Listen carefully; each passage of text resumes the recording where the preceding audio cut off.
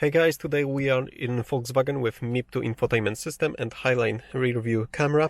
So over here I have the parktronic button and I have my gearbox, and if I put the car into reverse we will have the image from the rear view camera over here.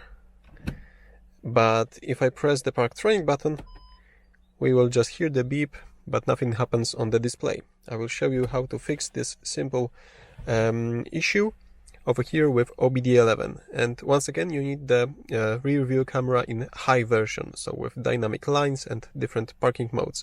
So over here in OBDeleven, go to list of all modules, scroll down to module 6C, this is the camera, rear view camera, and go to long coding, and in long coding you are looking for configuration called visual display for park assist. It's set to not installed, so let's switch it to installed.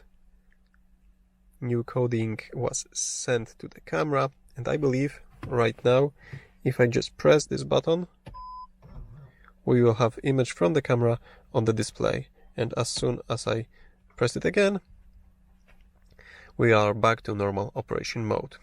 So this is how it works.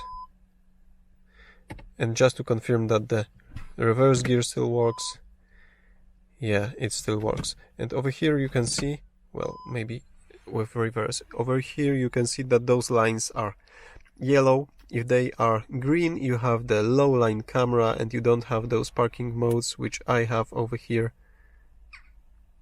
So you don't have those different views, and these settings will not apply to your version of the vehicle configuration. But if you have the highline camera with dynamic lines and different views, you can code it just as I did over here and have the camera image available for you with a press of a button.